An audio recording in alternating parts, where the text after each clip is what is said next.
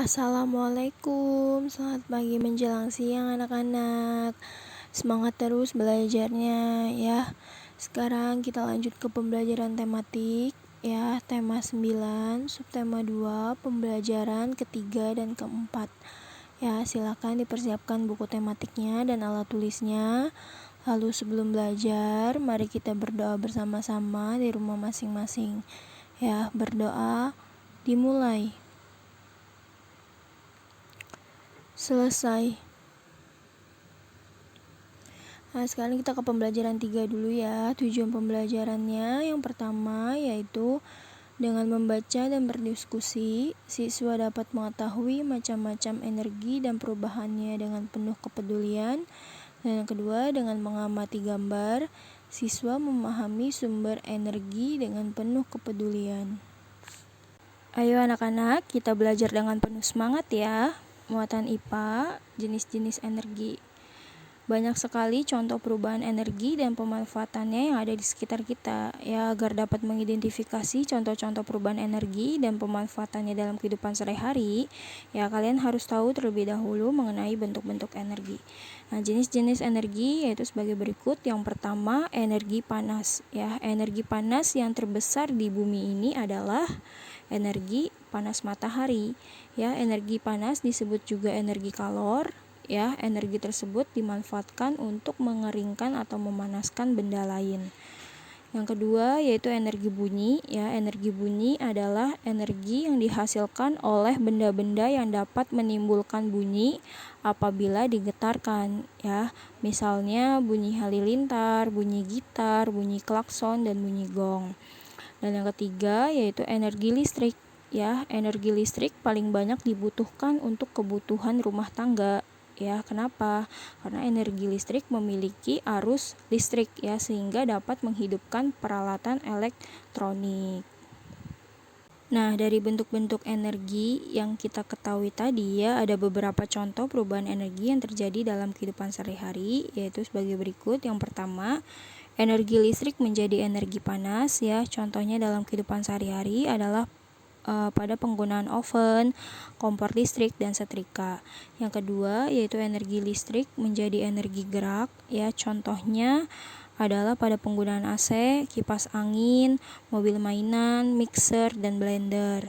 Yang ketiga, energi panas menjadi energi panas ya. Contohnya yaitu ketika sepeda motor dipakai perjalanan jauh ya, maka akan panas.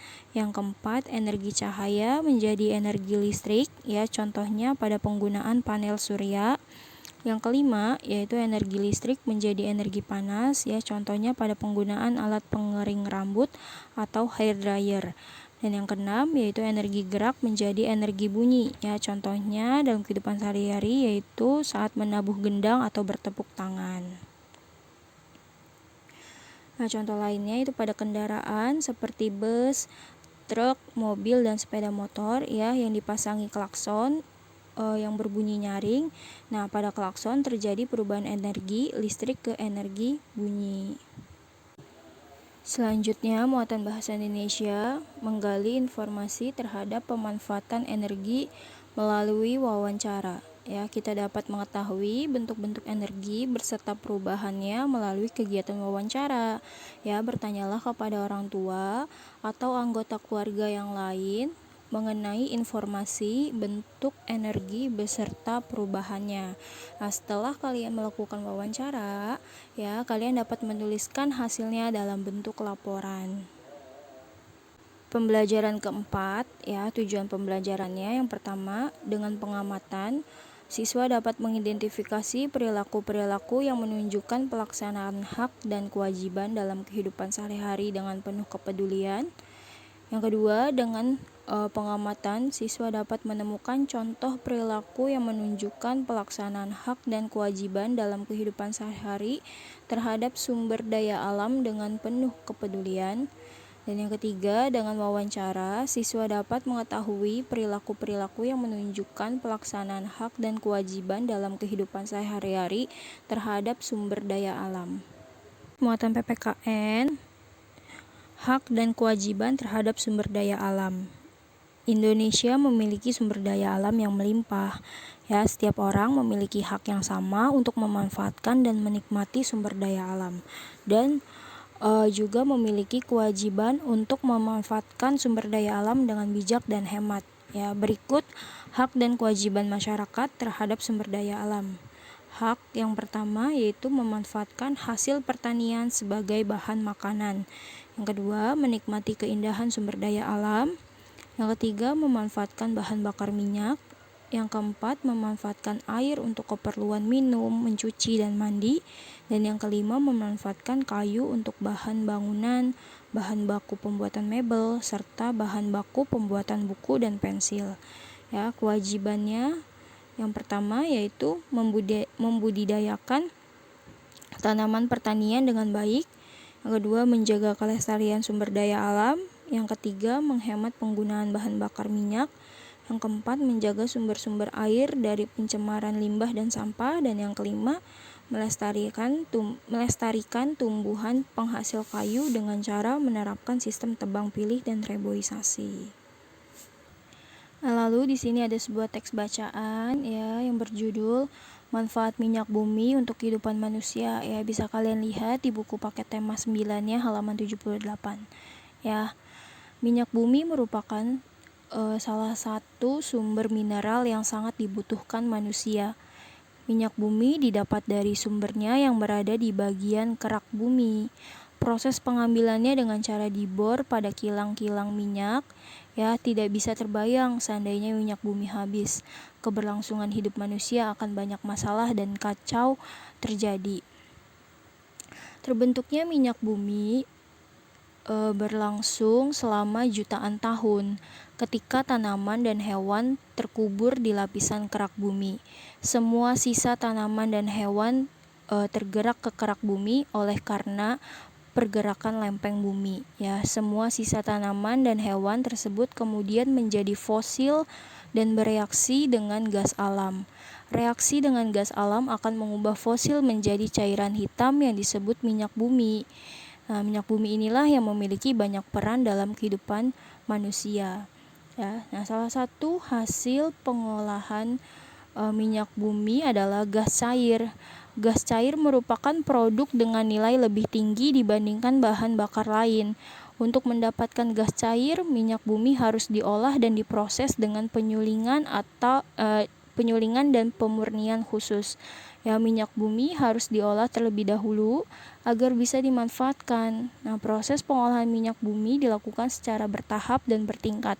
Hasil dari pengolahan minyak bumi menjadi bahan bakar minyak residu seperti bensin, solar, bensol, oli, dan minyak tanah.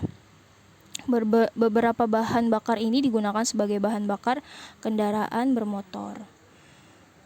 Hasil lain dari proses pengolahan minyak bumi juga sangat berperan dalam industri kimia. Ya, nah beberapa produk dihasilkan dari olahan minyak bumi antara lain yaitu cat minyak, cat dinding, cat besi, aspal, dan beberapa produk plastik. Hasil lain dari pengolahan minyak bumi ternyata juga masih bisa dimanfaatkan untuk kehidupan manusia. Ya, minyak mentah juga dapat menjadi sumber polimer. Ya, polimer ini sangat penting sebagai komponen untuk beberapa jenis industri.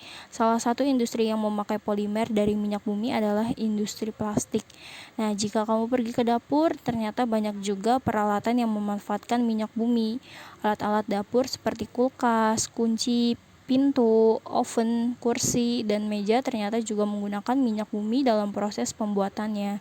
Ya, minyak bumi digunakan sebagai sumber panas maupun produk sampingan yang digunakan untuk mengolah aluminium, besi, dan baja. Wah, banyak sekali ya manfaat minyak bumi untuk kehidupan manusia. Muatan Bahasa Indonesia melakukan wawancara pada pekerjaan yang berkaitan dengan sumber daya alam. Ya, ayo ingat langkah-langkah yang perlu dilakukan sebelum wawancara. Apa saja langkah-langkah yang perlu dilakukan sebelum wawancara? Nah, persiapan yang perlu dilakukan antara lain yaitu menentukan topik. Ya, tentukan tema atau topik yang ingin kalian wawancara, ya, yang ingin kalian gali informasinya. Lalu menentukan narasumber, ya, pilihlah narasumber atau orang yang berwawasan luas tentang berita yang diwawancarakan, ya, sosok yang benar-benar menguasai di bidangnya. Nah, setelah itu menyusun pertanyaan, ya, susun pertanyaan-pertanyaan yang ingin ditanyakan kepada narasumber, ya, yang ingin kalian gali informasinya, dan menyiapkan alat tulis untuk mencatat jawaban. Nah, untuk tugas hari ini silahkan kalian kerjakan halaman 67 sampai halaman 69, halaman 77 dan halaman 81. Ya, kerjakan tugasnya dengan baik. Semangat ya anak-anak hebat. Sekian materi penjelasan yang dapat Ibu sampaikan. Kurang lebihnya mohon maaf. Wabillahi taufiq wal hidayah. Wassalamualaikum warahmatullahi wabarakatuh.